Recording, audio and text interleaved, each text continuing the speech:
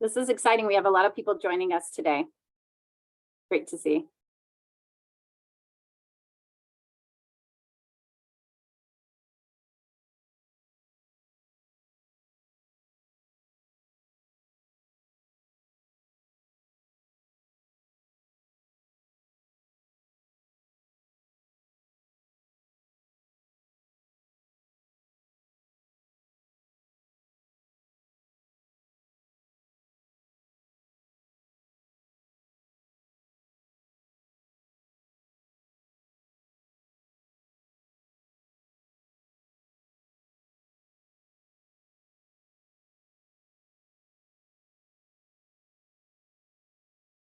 Okay, I think we have everyone joining now. Welcome and good evening. My name is Jillian Avendano. I'm the program director at FIU's Center for International Business Education Research, or CYBER. So FIU is one of 16 cyber centers throughout the United States with a special grant from the U.S. Department of Education with the role of promoting U.S. competitiveness in international business. I'm excited to be working with the Cuban Research Institution as well as Latin American and Caribbean Center on an interesting topic this evening. Today, we're actually going to be discussing entrepreneurship and the Cuban-American Enclave in Miami. And what better place to discuss than here in Miami, which is the center of Latin America, or the gateway to Latin America, as they say, and a city that has been shaped by Cubans and Cuban Americans throughout the years. Also, I'd like to introduce my colleague, Dr. Luciana Cube, who works with me at the Cyber Center. Please, join us today on this interesting discussion. Please feel free to pose your questions in the chat box or in the question and answer. They'll be addressed at the end of the webinar. And without further ado, I'd like to pass the torch to Dr. Jorge Duani of the Cuban Research Institute at FIU. Thank you very much. And we hope you join us for other sessions that we're collaborating on in the future. Thank you, Jillian, and good evening, everyone. I'm happy to introduce our two distinguished speakers tonight. Alejandro Portes will be our first speaker. Alejandro is a professor of law and distinguished scholar of arts and sciences at the University of Miami, and Howard Harrison and Gabrielle Beck, professor of sociology emeritus at Princeton University. Born in Havana, Cuba, he came to the US in 1960 as a political exile. He received his PhD and MA in sociology from the University of Wisconsin-Madison and his BA in sociology from Creighton University. He has taught at the University of Illinois, Urbana, Texas Austin, Duke, and Johns Hopkins, and most recently he joined Princeton. In 1998, he was elected president of the American Sociological Association, and in 2001, he became a member of the National Academy of Sciences. Dr. Portes has published approximately 275 books and articles on comparative urbanization, national development, immigration and ethnicity, and economic sociology. In 2019, he received the Princess of Asturias Prize from the Kingdom of Spain.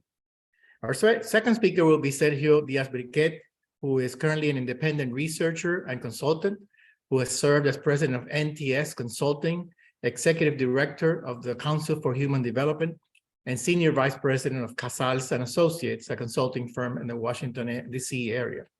Previous appointments include serving as program officer at Canada's International Development Research Center, research director of the U.S. Congressional Commission for the Study of International Migration and Cooperative Economic Development, and project director with the Population Reference Bureau. He's also been a consultant to numerous international development agencies. His books include Corruption in Cuba, Castro and Beyond, co-authored with Jorge Perez Lopez in 2006, Conquering Nature, The Environmental Legacy of Socialism in Cuba, also co-authored with Jorge Perez Lopez in 2000, Cuban Internationalism in Sub-Saharan Africa, 1989, and The Health Revolution in Cuba in 1983. He earned his PhD in demography from the University of Pennsylvania, his master's degree in sociology from Georgetown University, and a bachelor's degree in psychology from the University of Miami. So without further ado, I turn it over to Dr. Alejandro Portes, who will be followed by Sergio Diaz-Briquet.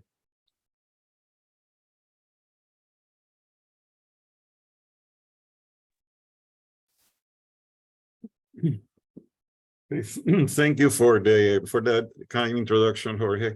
It's a pleasure to be here and to share with you my thoughts and more recent findings in this issue. Without further ado, let me enter into the topic. The phenomenon of an ethnic economic enclave is not exclusively Cuban. Other immigrant groups have created similar social formations, including European Jews and Japanese in the 19th century, and early 20th century, and Chinese, Vietnamese, and Koreans at present.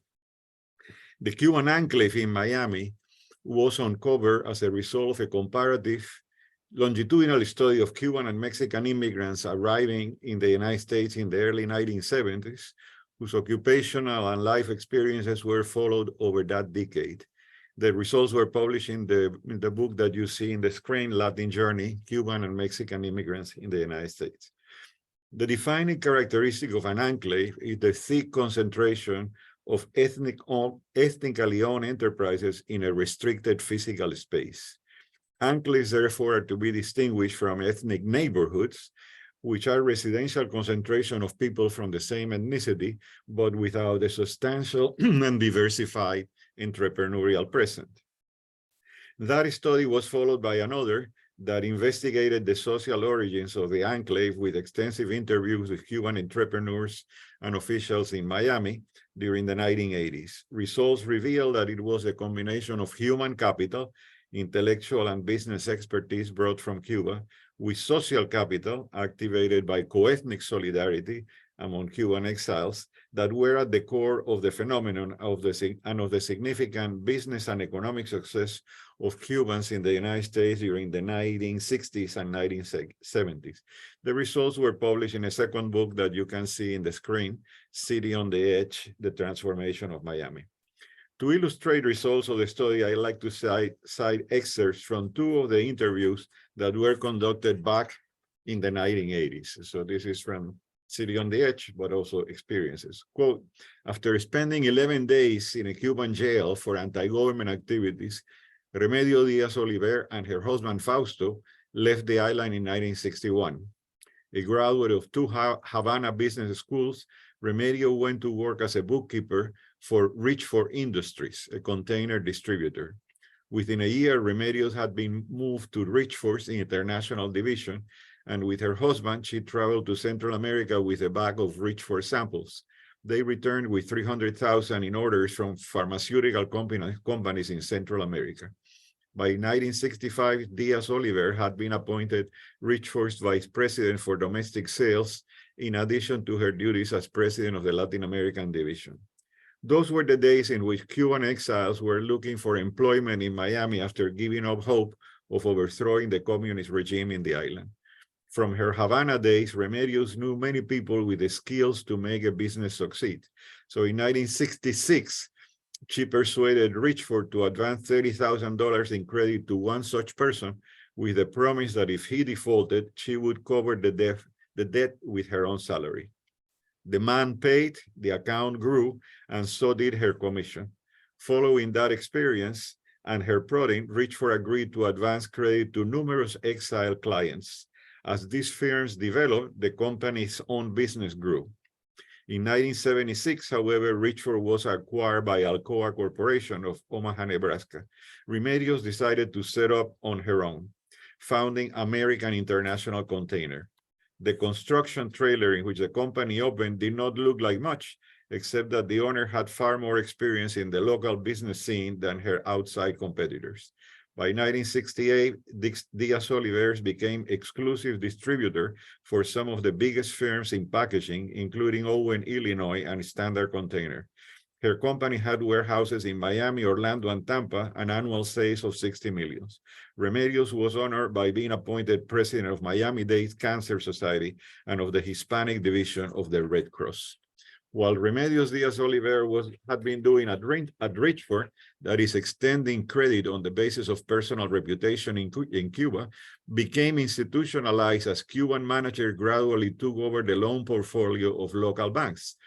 For sure, these were not the dominant American banks for whom the exiles were just another downtrodden minority, but small banks founded with South American capital.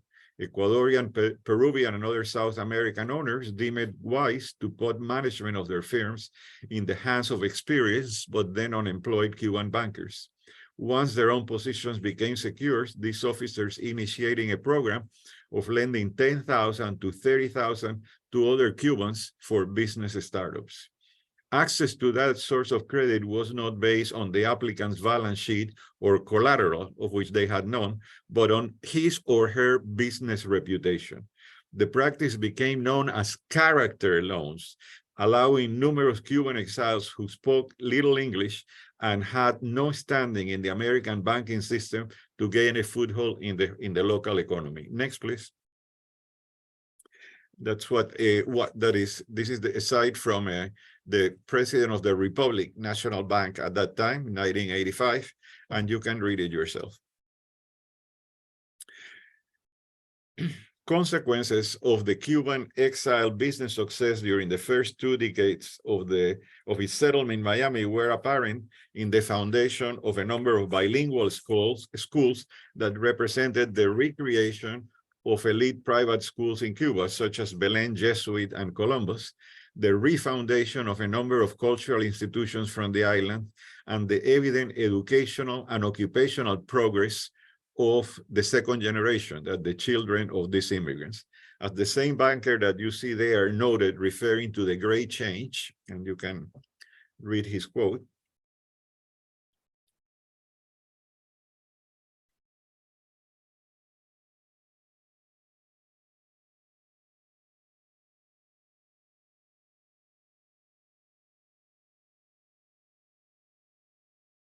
So today, the level of progress has reached unanticipated heights beyond the limits of anyone's imagination. Gradually, Enclave businesses extended throughout the Miami metropolitan area, and most important of them was the role of Cuban exile bankers in the financial sector. The transformation of Miami from a part-time winter resort into an important banking and financial center, now concentrated in the Brickell section of the city, would not have happened with their participation. As 2 prominent scholars, students of the Florida banking industry, put it, and they had this to say.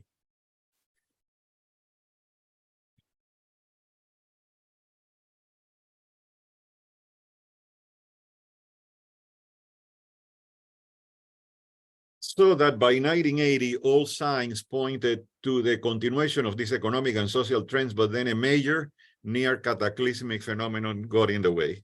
That was Mariel. Details of that event are well known, and I will not repeat them here. What is most important for our purposes is what it did to the Cuban exile community and to its economic enclave. Basically, it succeeded in bifurcating both. The decision of the Castro government to empty jails and mental hospitals and put their inmates aboard the Mariel boats succeeded in stigmatizing the exodus in the eyes of both the general American public and the pre-existing exiled Cuban population. Later, it was ascertained that only a minority of Mariel refugees were mental patients or common criminals, but the damage was done. The derogatory term Marielito made its appearance at that time, and with it, the withdrawal of the social networks of the enclave from new Mariel arrivals. Lacking the entrepreneurial expertise of the earlier ways and the social capital that would have linked them to successful Cuban enterprises, the new arrivals confronted the American labor market from a position of disadvantage. They had to make do with low-paid menial jobs and with invented self-employment in the local informal economy, and their economic performance over the years reflected that situation. After Mariel, Cubans kept coming, taking advantage of the failure of the US government to repeal the Cuban Adjustment Act, a relic of the Cold War from the 60s. However, their economic prospects, determined by lower levels of human capital and the absence of social capital linking them to establish co-ethnic firms in Miami, continued to deteriorate. They became largely a source of low-wage labor for the local economy, including its informal sector. The economic effect of Mariel and its aftermath is evident in a number of figures. In 1979, Cuban families in the United States had median household incomes of over $16,000 of $1978 that was at par with the national figure, the national median. By 1989, 10 years later, the Cuban median household income was $27,200 or $5,000 below the national average, and the poverty rate was close to 15% or 2% above the national average. Trends deteriorated further with each successive decennial figure, so that by 2010, the Cuban median household income in the United States was $35,000 or $15,000 below native-born households and at par with the Mexican origin population of the country.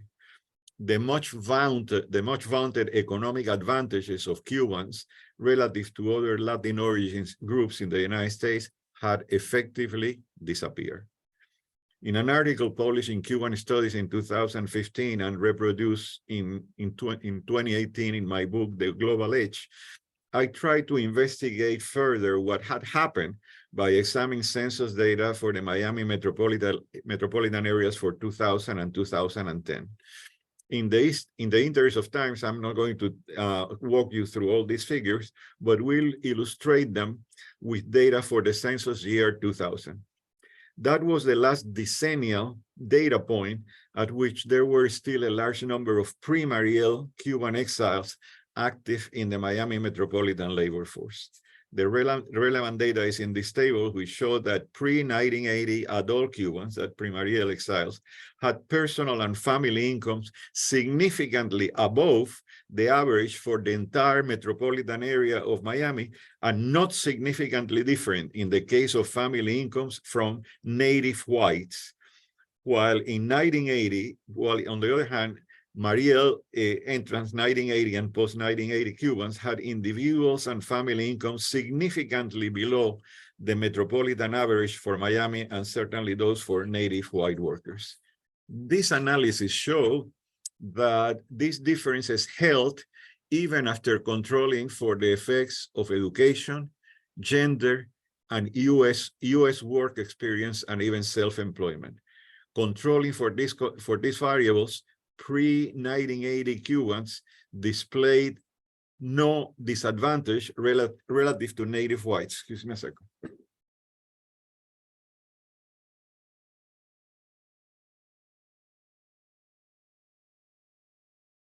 I repeat, net of these controls, pre-1980 Cubans displayed no disadvantage relative to native whites, while 1980 and post-1980 arrivals had a net disadvantage of $23,500 in annual family incomes. By 2010, and despite a large decline in the number of pre-1980 Cubans still working in the Miami metropolitan labor force, these differences still held, and they are documented in the same publications that I cited earlier. The economic disadvantage of the Mariel and post-Mariel Cuban population was not for lack of trying. I repeat, that was not for lack of trying. As shown in the next table, self-employment rates among this population were above the metropolitan average for Miami and at par with native whites. So the large difference in returns for self-employment that we noted earlier must be attributed to the absence of links to the business networks of the Cuban enclave by Mariel and post-Mariel refugees. The alternative hypothesis that the gap was due to the relative absence of US work experience among the most recent arrivals is disproven by the fact that the disadvantage persisted even after statistically controlling for US acquired work experience. So this takes us to the present time and to the latest figures that were available at the 2019 American Community Survey. As we see in the next table, taken from an article published in Population Review earlier this year, annual incomes and hourly wages among adult Cuban males are now significantly below the national averages, especially those for native whites. In particular, annual economic returns for self-employed Cubans, those who are entrepreneurs, are about half the native white figure and less than half the figure for other entrepreneurial foreign minorities, including the groups that are known as the three I's in the immigration literature: Iranians, Israelis, and Indians. Overall, economic returns of Cuban males in 2020 are really comparable, as you can see, to those of other Hispanic and Caribbean groups such as Mexicans, Dominicans, and Jamaicans, all at quite a distance from native whites and from the most successful immigrant minorities. So in effect, the much vaunted Cuban success story in the United States has disappeared. The Miami Cuban Enclave is no more. But in its wake, and I like to conclude by this, it has left several consequences that are worth noting.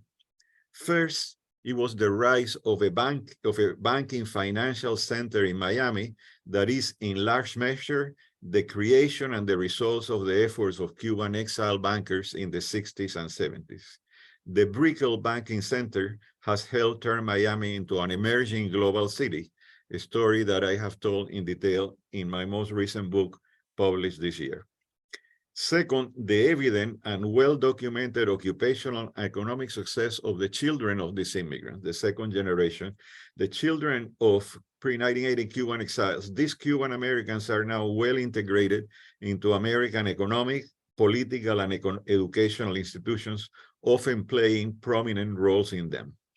And third, the survival of educational and cultural institutions created by Cubans in the 60s and 70s, such as the system of bilingual schools, Belén, Jesuit, Columbus, etc., and associations dedicated to the preservation and diffusion of Cuban cultures, such as La Sociedad Pro Arte Gratelli.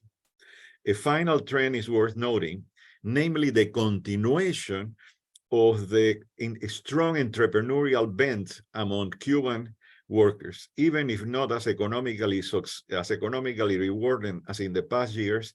Self-employment rates among Cubans in metropolitan Miami are about 15% of the corresponding adult labor force, a figure significantly above the metropolitan area in Miami. Finally, as a last note, I'd like to note that the recent visit of former President Trump, culminating his arraignment in court to the Versailles restaurant in Calle Ocho, is a telling example of the power of symbols. The Versailles is an enduring icon of the history of the Cuban economic enclave, dating back to those memorable and important developments half a century ago. Thank you very much.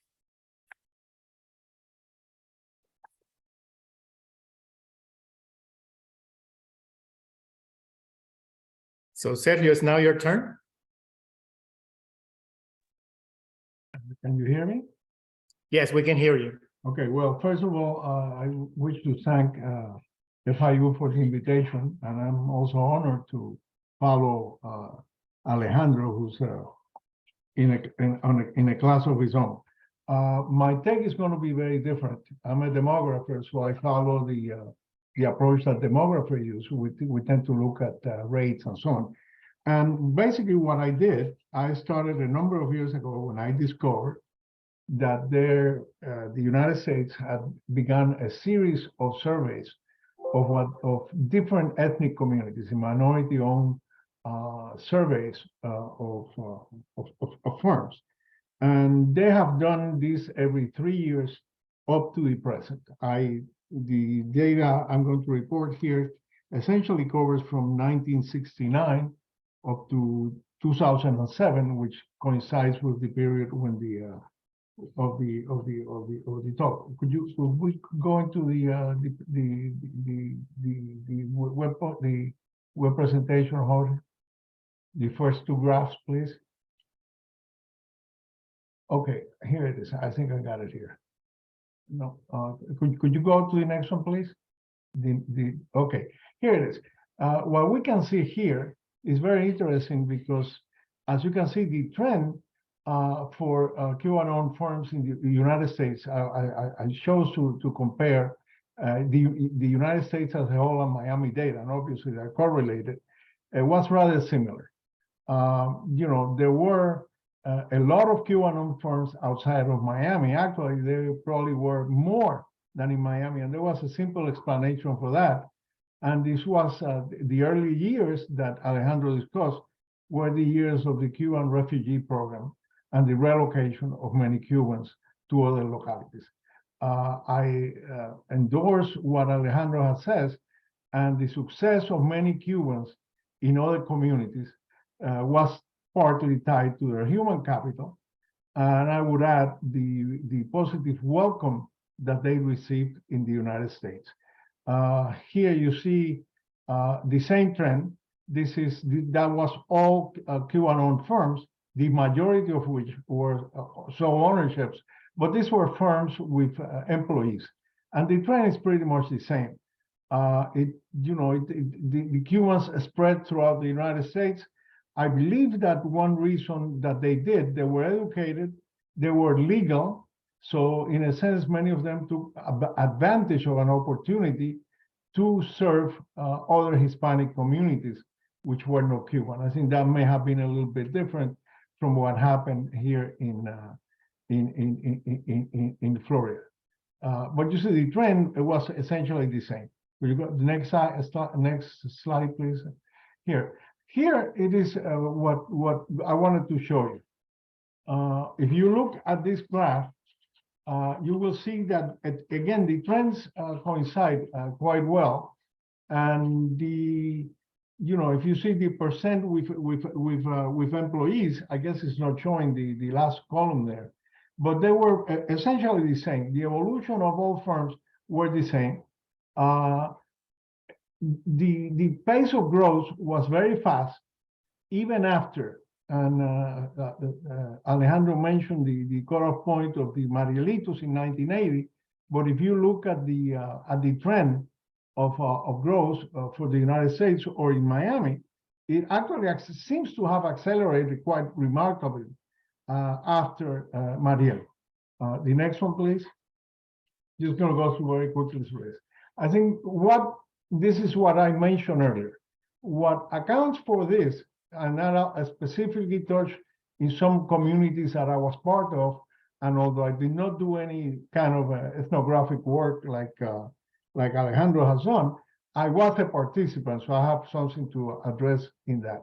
I mentioned already the selectivity of the immigration and associated Cuban-American skill sets, particularly among the earlier waves, the positive receptivity from U.S. authorities and society, the fact that from the get-go, we arrived in this country legal, whether as refugees or we were able to change our status.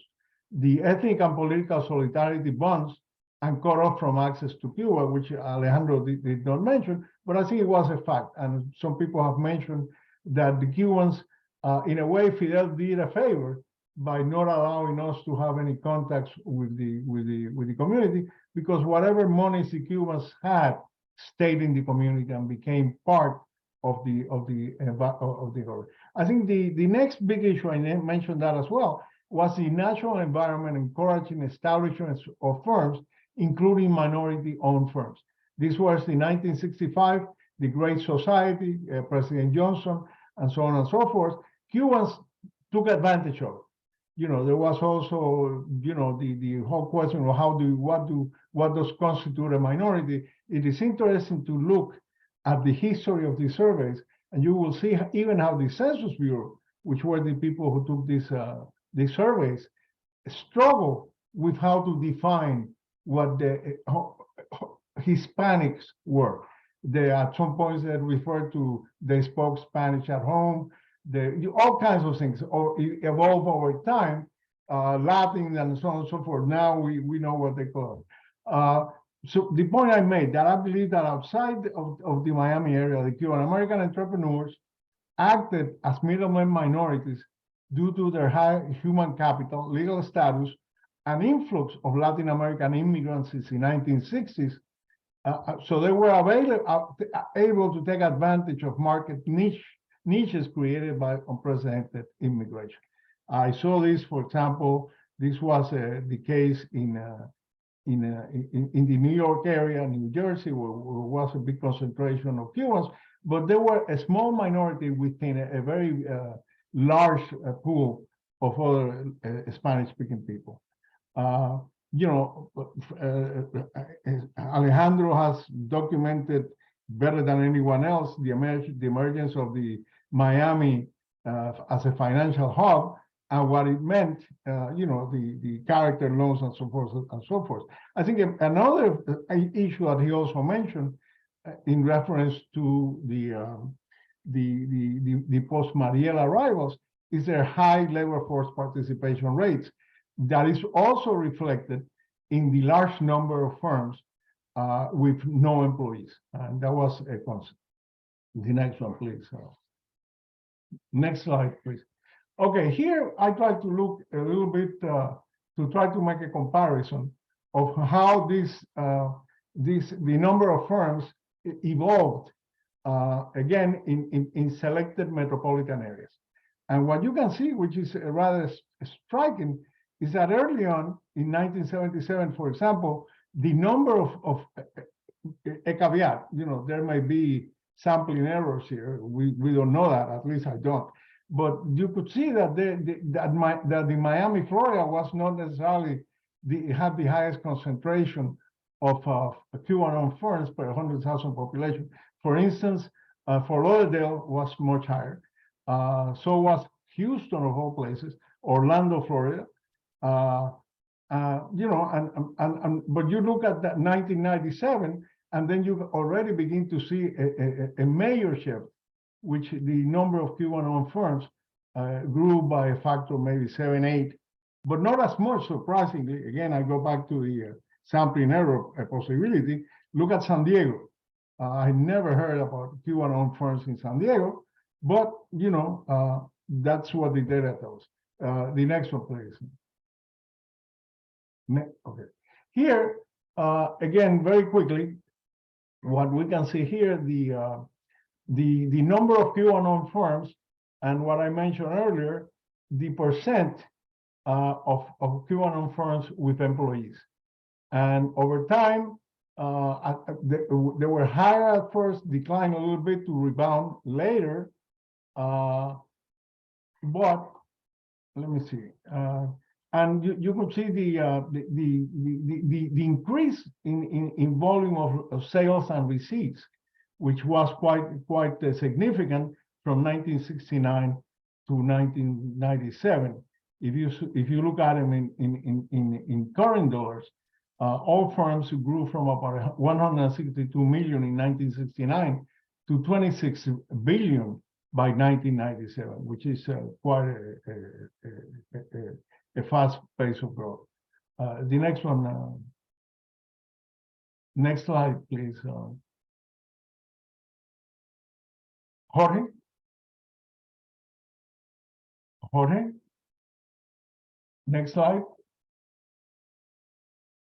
I'm sorry, I'm trying, but it's not working for me. It's not working. Well, could you try the next one? I No. could, well, I'll just go through my notes here and Yeah, it's not moving, sorry. yeah, okay, sorry, guys.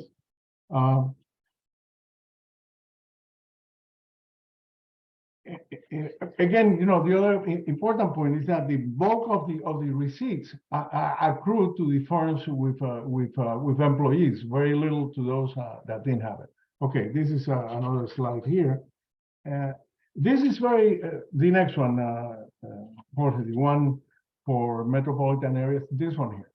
Yeah, this is an interesting table because as you can see here, if you look at Miami, the sales and receipt per firm, Miami was in 1997 was not the highest by any means.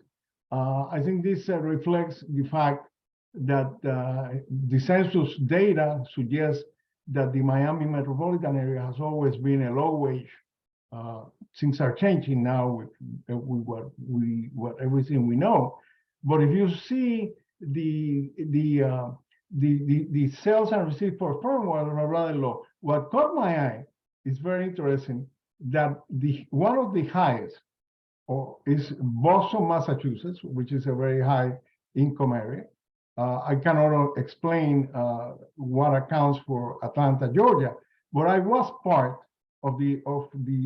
I can provide you the explanation for why the level of sales and receipts in the Washington, D.C. area was that high. Part of the problem was, and this by 1997, Washington had been a major enclave of Cubans coming from Cuba, basically because at the time they were attracted. Actually, many of them were recruited to all the international organizations located in the Washington area. The Organization of American States, later the American Development Bank, the World Bank, and so forth. They had the skills, the training, and an opportunity that many Cuban Americans took advantage of, which was the policy to promote the growth of minority-owned businesses. I can think off the top of my head 15, 20, 30 firms, consulting firms, and that's what explains the higher revenues of the Cuban American firms, which were contractors to the U.S. government. And there were quite a few. Some of them remain to this day. Many were sold. Actually, the vast majority were sold to bigger companies, bigger consultant companies, as a consolidation process has taken form. And you see that again, where you see that very clearly is in the payroll per employee, which were federal workers, which the salary scales tend to be more equitable, or whatever the case might be. Next one, please, Jorge. Again, it's sort of stuck. Let me see if I can. Okay, sorry. Okay, here we go. Okay. Okay. So. Is this it? Oh,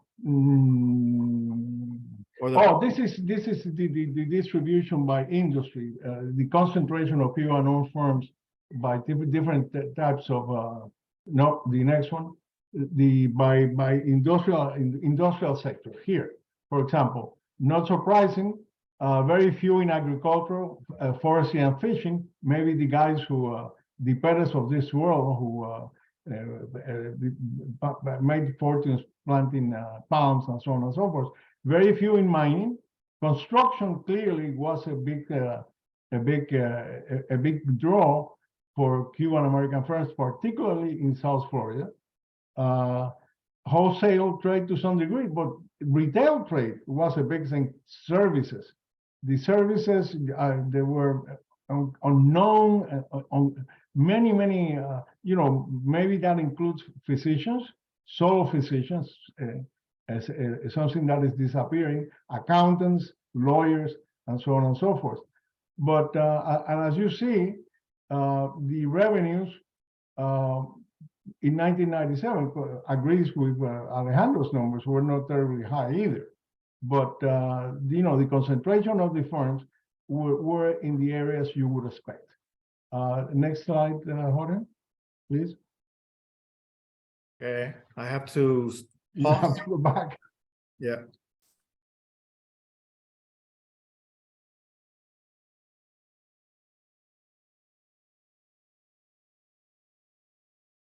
Again, this is how the trends, the latest data I could get, that even after 1980, the growth rate of Cuban-owned firms was quite rapid. Between 2002 and 2007, and I would need to explore this reason, there was an increase of about 60%, which is quite remarkable. 65%. The same cut across to most of the country, except if you look at New Jersey and New York, very fast in Texas, and this could have been a period where many of the migrants shifted away from this area, and like for example, we all know about there's been a mini enclave, I guess you could call it, in Louisville, Kentucky, which for some reason attracted a great deal of new migrants. And these are many more more recent years where the migration flows were much more. The next one, this is trying to bring it now to the present, which again, I think reflects some of the comments that Alejandro made as well. And this is that 60.2% of all Hispanic owned, excluding Mexican owned, which was the largest number, Puerto Rican owned and Cuban owned US businesses were located in Florida, California, and New York. These are the locations where many people from Central America, from South America have been relocated, clearly in this area. Still, Florida had the most other Hispanic-owned U.S. firms in 2007 at 186,000 plus, so about 24% of all other Hispanic-owned firms are located here in South Florida, perhaps, and this is a speculation, having something to do with the repeat of the migration of the political migration of the Cubans, reflective of the Venezuelans coming here, some people fleeing from Colombia, et cetera. Maybe they are beginning to establish their own firms to serve their own communities, or since they are not disconnected from their own countries, to serve the export market. And that Florida had the largest ratio of all Hispanic-owned firms in the United States. Then the next one, please. Okay, this is from the survey, the 2012 survey, that Hispanic owned and operated 3.3 million businesses in 2012, up from 2.3 million in 2007. Again, an increase of about 1 million in 5 years. What Alejandro mentioned, Asians own 1.9 million businesses, up from 1.5 million in 2007. Florida led all states in number of firms owned by people of Cuban background, 338,560 more than in 2007, the numbers are there. Cuban-owned firms represented about 44% of all Hispanic-owned firms in the state.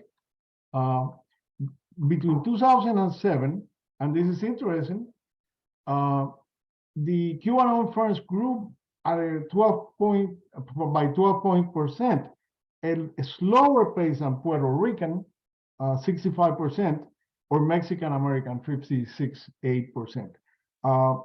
Could this have to do something? Jorge would know about this, the fact that so many Puerto Ricans have moved to the United States, and maybe they have created the basic density for allowed to have this come. The last one is that no surprises there, that Miami has one of the highest percentages of firms by no sense. Okay, the next one, please, and this I'll be done here. Don't want to take over my time. These are just some thoughts that I thought may make some sense. Much future growth in Cuban-owned firms will be driven by migration, both to serve growing local aggregate demand and the Cuban market, partly through the provision of services, purchase and export of staples, consumer and durable goods, and inputs for commercial and industrial ventures. If you are hooked up to the internet, at least I get all kinds of offers from all containers loaded with stuff that people are willing to ship and sell in Havana or elsewhere.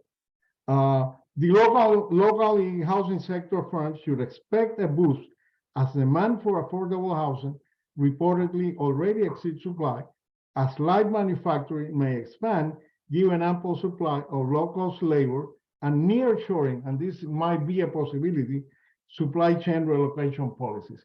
Again, there's a huge pool of low-paid labor, non-English speaking, so there may be opportunities. I know some firms that have prospered in this area, precisely relying on this kind of available workers. It's obvious, and there was an announcement today, for example, from the Cuban authorities, the push by the Cuban authorities in the forthcoming the nation and the exiles or the immigrant community, whatever it's called, that they're really pushing the transnational character of recent and current migration flows and their economic motivation. So I expect that would give some of that. I mentioned the government-owned statements, de facto implicit encouragement of immigration via Managua, what we also about close to 350,000 people, although recent liberalization of migration, exit, and entry rules, announced decision to extend validity of Cuban passports, considerably lower their cost, and eliminate requirements to renew entry and exit permits despite short-term revenue loss. This obviously would lead, to a lot of informality, and this is already happening, to serve the transnational marketplace. The people carrying suitcases full of goods and so on and so forth. There may also include creative approaches, such as unregulated service, potentially verging on illegality. There was a case that came to my attention that I thought it was extremely creative. Some guys who are offering or are going to offer, and they have established a firm here already, telemedicine services in Cuba from Miami.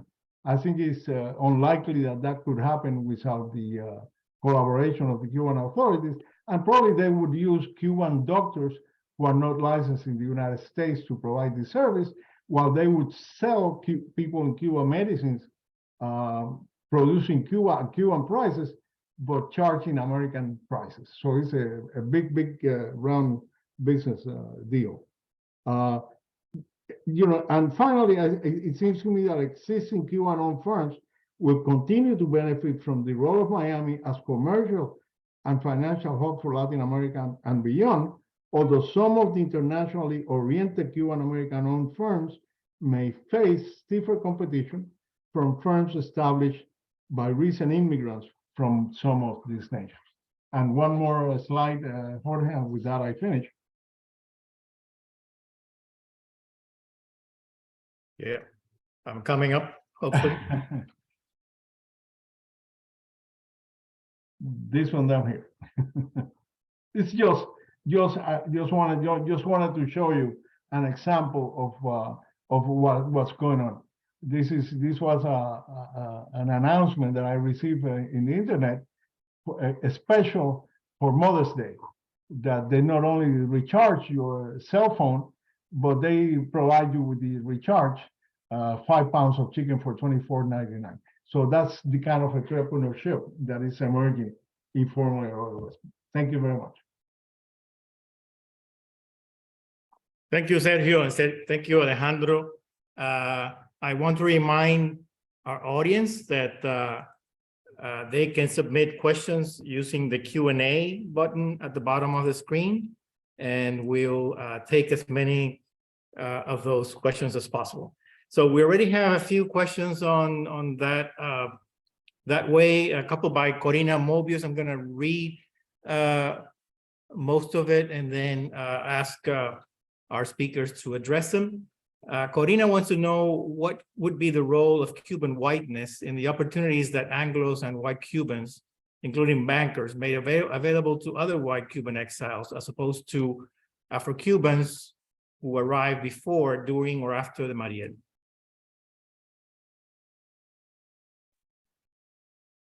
Well, obviously, we know that the proportion of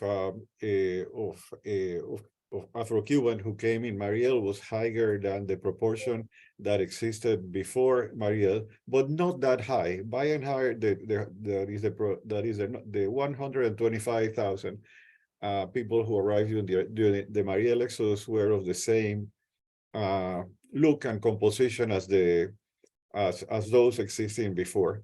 It was not, although race is important, and it had been studied in detail, the overall fragmentation, that is, I had to point out the overall fragmentation that that Mariel brought about was by that decision of the Supreme Commander of sending in a vote people from the mental hospitals and the prisons, that although they were a minority of the vast majority of the Mariel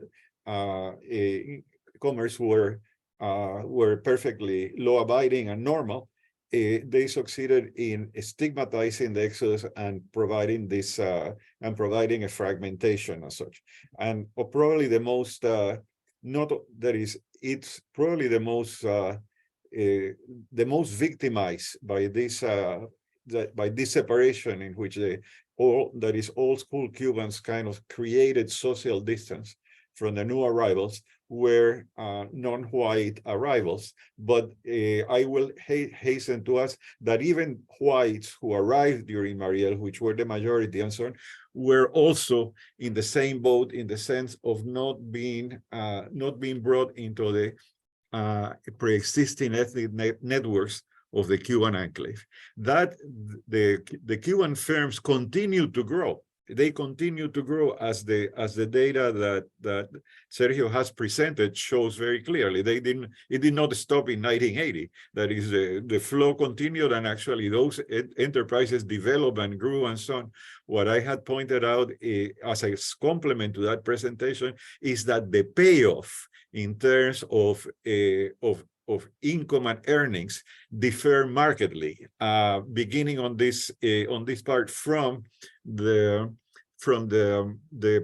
pre-1980 exiles and their children, who also were at par with the native white average, and Cubans who arrived later who continued to be very entrepreneurial. It's not the case that they did not. They continued to participate in the labor market and be very entrepreneurial, but without the same yield, the same payoff that pre-existing older Cuban firms had.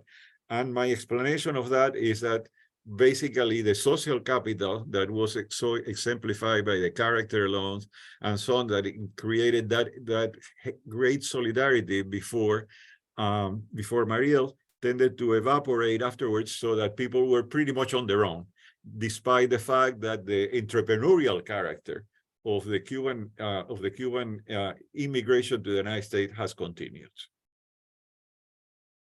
Thank you. Sergio, do you want to add something to that? No, I think definitely race was a favorable thing for the early Cubans.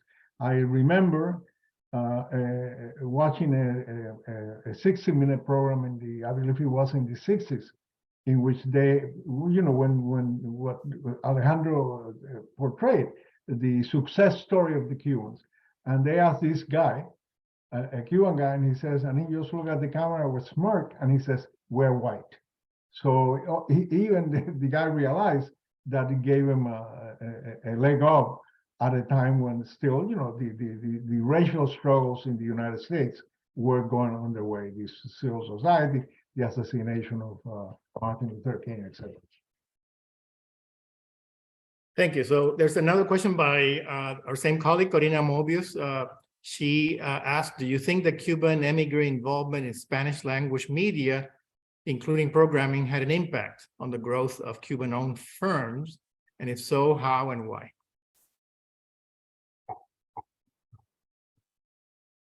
I don't think so. I think that obviously the media is important, but that was not the prime motor. The prime motor driving entrepreneurship and accumulation. It was the skills and experience of those exile bankers that, by and large, created the Florida International Banking Association and were the predecessors of the existing Brickell Center. Today, the Miami economy as an emerging global city sits on 3 or 4 pillars. Tourism, which was always Miami, but banking and finance that did not exist in the 60s and 70s, and it's now a prime center, and real estate and construction, which were also developed by larger Latin firms, Cuban-owned firms, not only for sale to the local market, but to market it into Latin, primarily to in the hemisphere, to Latin Americans, Colombians, Brazilians, and so on, escaping the insecurity of their own countries. So that was not media. It was the media is unaccompanied, but it was those sectors of finance, real estate, and construction that were the core of the even of today's Miami economy. Okay. Sergio? Well, I agree with Alejandro, except that put it in the context of the 60s. And again, this is something I saw when television was being expanded into Latin America. Many Cuban Americans who had worked with Guarmestre in Cuba and so on and so forth became the representatives of these American companies who were canning the TV programs, and they were selling them all over Latin America. So in that sense, it did, and allow them perhaps to penetrate the media and be part of the media. But other than that, it was a niche opportunity that they took advantage of because they had the capital, the intellectual capital, and the English knowledge to negotiate with the big media companies here. Okay, thank you. Now we turn to a question by Juan Fernandez about remittances, and I know you have both worked on this topic, especially among recent immigrants. So his question is, what was the impact of the money that has been sent back to Cuba for consumption and not invested in the growth of Cuban firms here in the United States? That is a very good question. That's a very good question. In a report published by the Cuban Research Institute earlier this year at the invitation of recent Cuban immigration, I try to work out the figure of our colony of Cuba, our colony of Miami. That is the fact that in some sense Miami had become a colony of Cuba that benefits constantly from the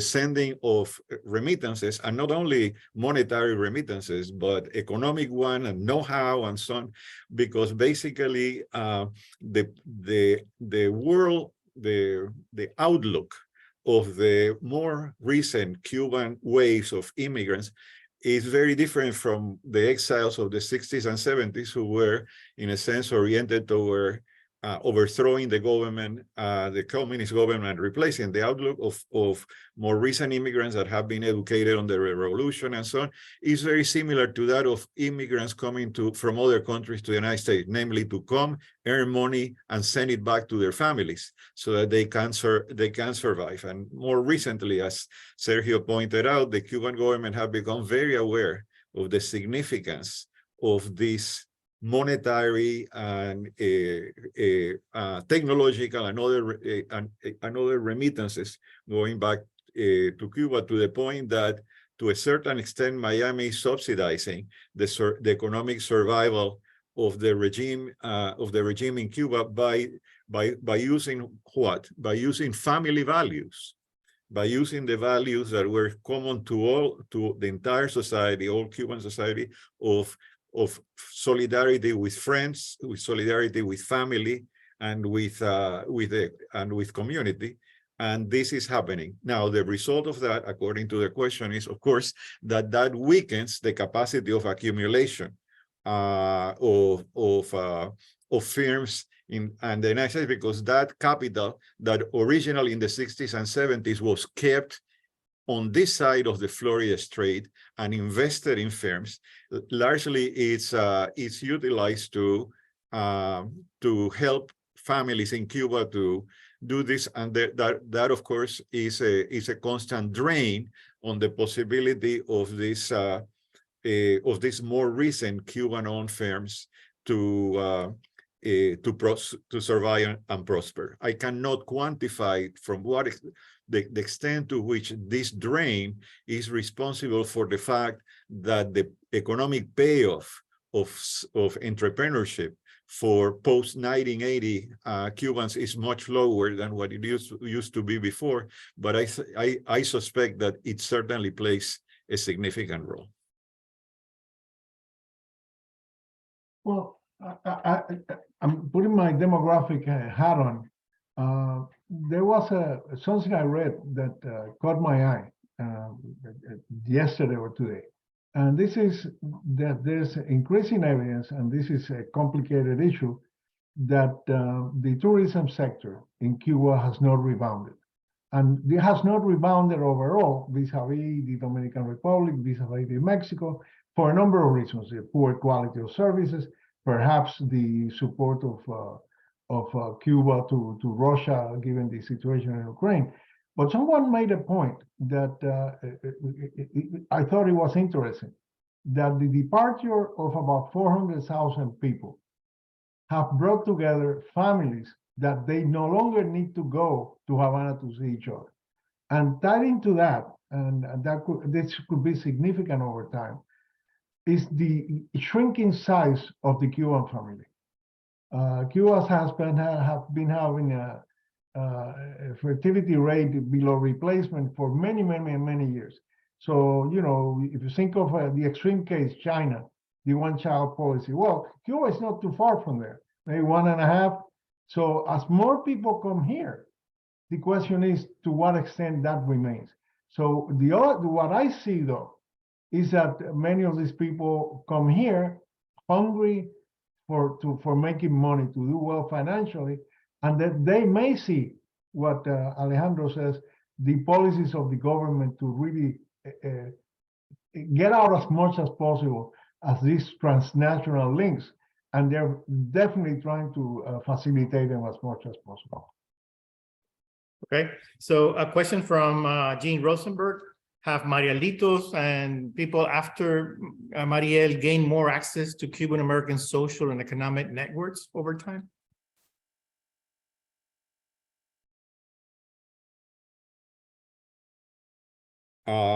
The answer to Dean Rosenberg's question is that basically we don't have data.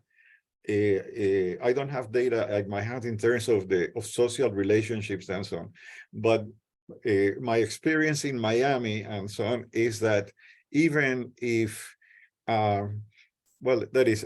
even if the old Cubans created social distance from the Mariel and post-Mariel arrivals as a well-endowed Cuban lady in Coral Gables told me memorably a few years ago when I commented on the lack of philanthropy of the Cuban exile community in general for recent Mariel and post-Mariel arrivals and their children. Her answer was, because they are not like us. They are not like us, and that said it all. That is it.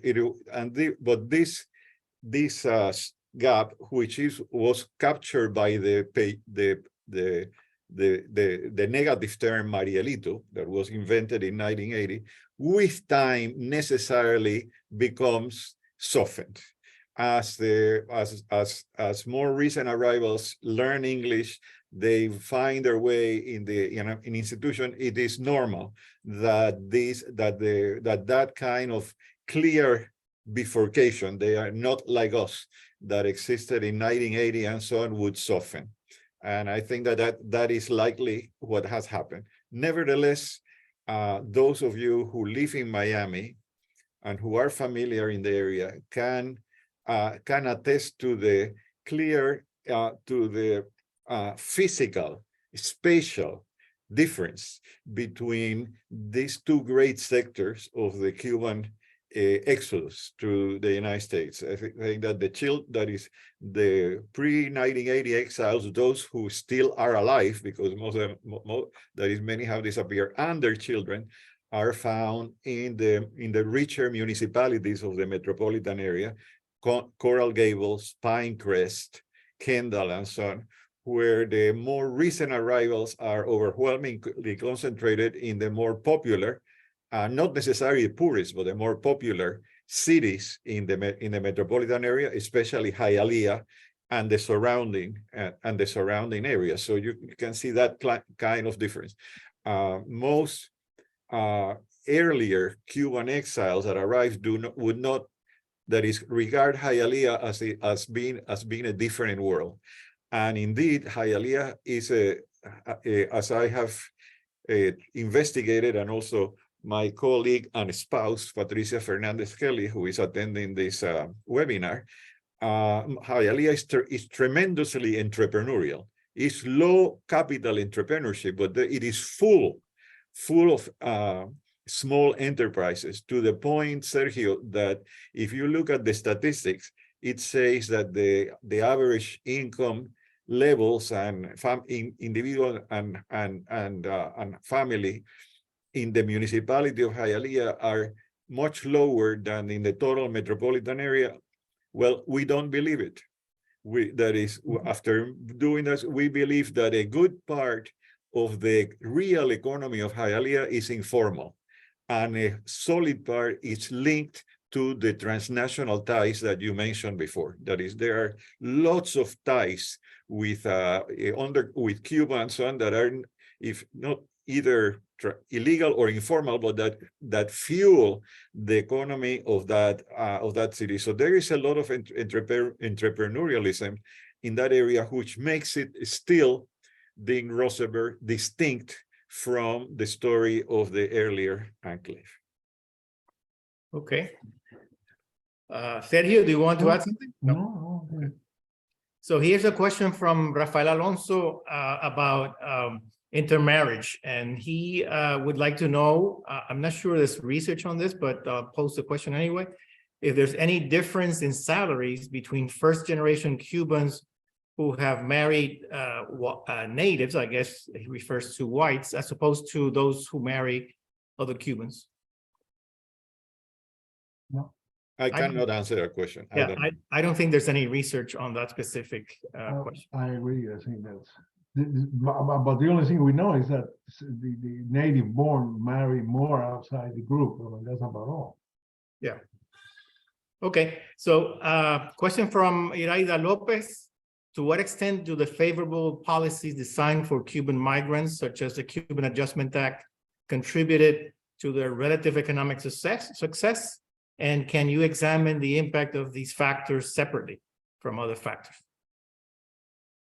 Well, I think that that is a very good answer. That is a very good question.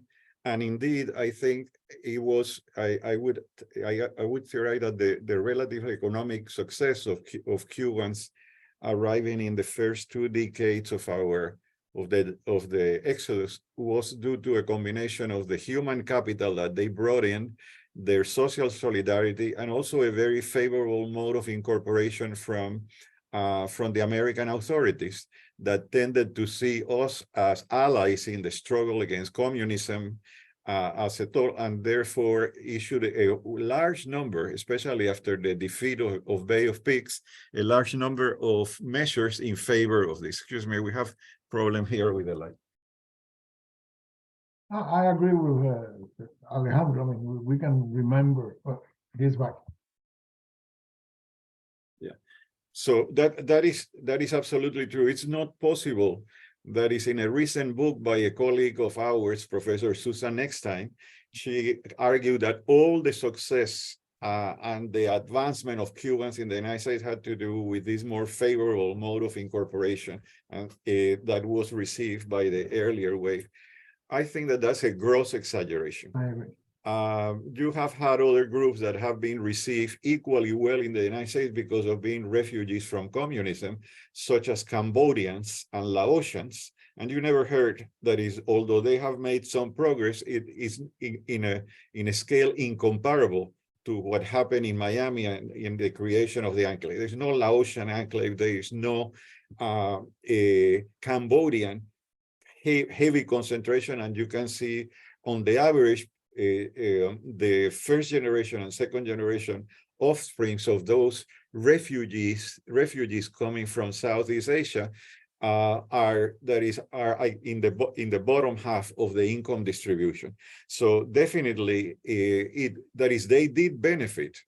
Southeast Asians, refugees definitely benefited a great deal from the policies of the United States to resettle refugees from communism in the United States, but they generally lacked the business experience, the human capital that the first waves of Cubans that had arrived that from a much more developed economy in their country came to. So the two things have to be put together. That is, the outcome was the result of these two elements, but saying that it was only because Cubans were treated that is had a more favorable is an exaggeration.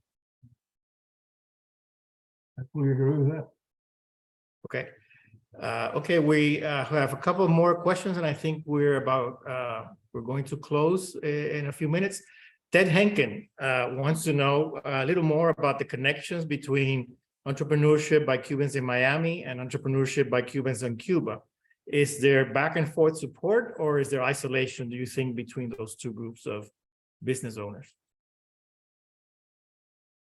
Well, I am not an expert on this because I have not done any studies of Cuban entrepreneurship in Cuba, but going around, that is in the last year, I have done a lot of field work in the metropolitan area of Miami, aiming at what may be called a micro-sociology of an emerging global city, and working around that, especially in the areas of heavy concentration of more recent arrivals, like the municipality of Hialeah and others in the area.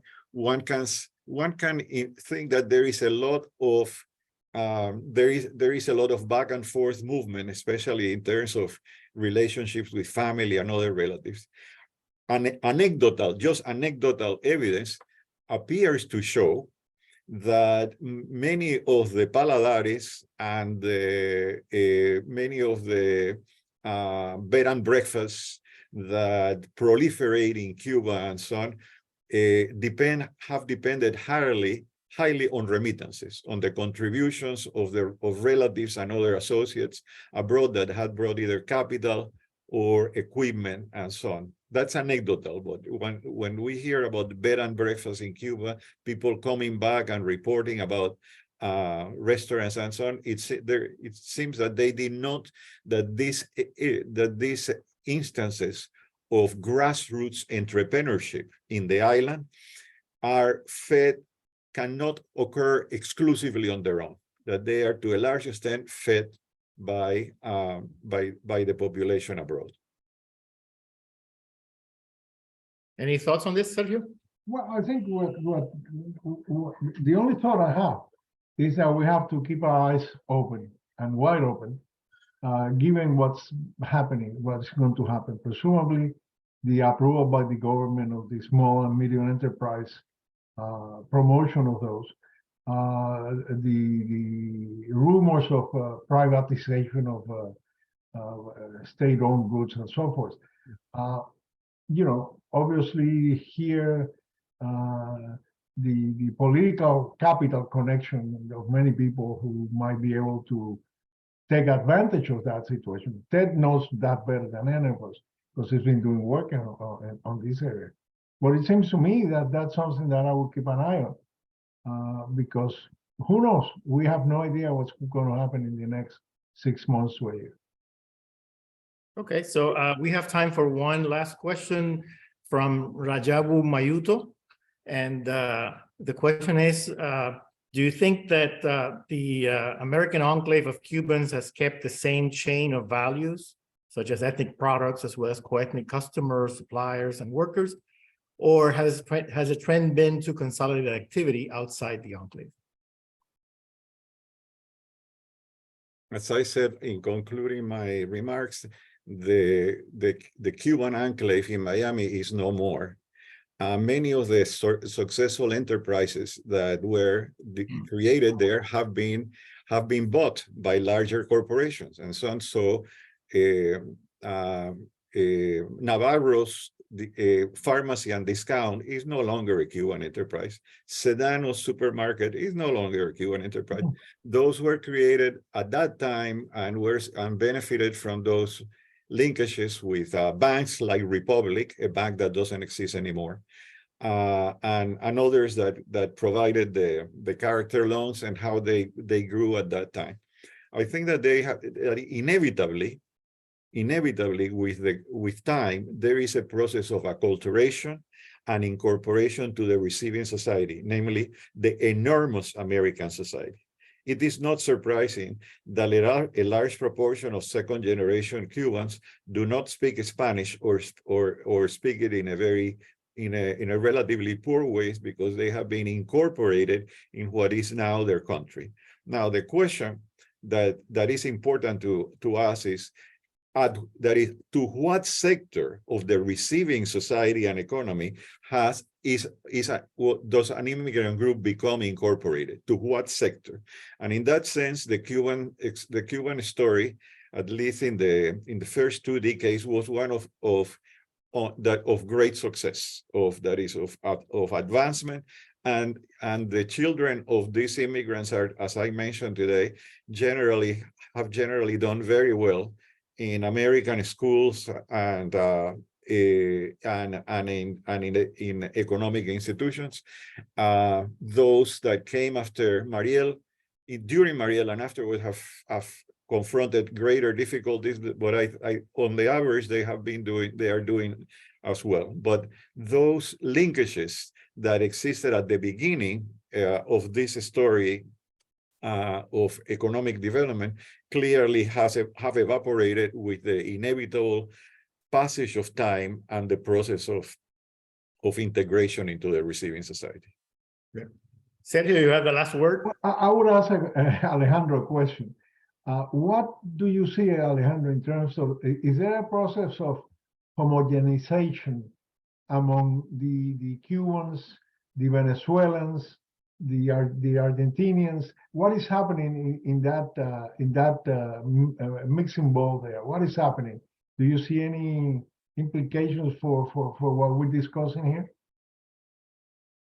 Well, from what I know of social life in Miami, it turns out there is always a lot of intermarriage and cultural, because of partaking of the same language and cultural background, but there is no often there is no sympathy lost between immigrants coming from other parts of Latin America. I notice in particular that the Venezuelan exodus, which is so similar in the sense of escaping a communist dictatorship and so on, have studiously avoided moving into the residential areas highly populated by Cubans. That is, Venezuelans have attempted to create their own separate neighborhoods and their own integrations, especially around the municipality of Doral, which is heavily Venezuelan. But the idea of a complete integration or mutual sympathy had not been there. It had been simply a process that is more normal, Sergio, in the sense of that people know each other, and they intermarry across. But even in terms of politics, the only group that had been, in a sense, solidary with Cuban American politicians in their quest for power locally have been the Nicaraguans. And that has a history, as you know, in terms of the Cuban support for the Nicaraguan earlier exodus, and there have been a relatively common political stance between these two groups. But otherwise, I do not see any kinds of explosions of mutual enjoy or mutual celebration in these groups. I think that Argentines, Colombians, and so on often complain bitterly about the hegemony or the control that Cubans have taken over the political and educational and political and economic institutions of the area. But those are anecdotal. In conclusion, that is neither nor. they are there. There is no fight. There is no confrontation, but there is not extraordinary pronunciations of pan-Latin solidarity. Thank you, Dr. Portes and Yes Briquet for sharing your insights, and thank you everyone for attending our virtual event. This concludes tonight's webinar. I hope to see you in another occasion, whether it's virtual or in person. Good evening, everyone.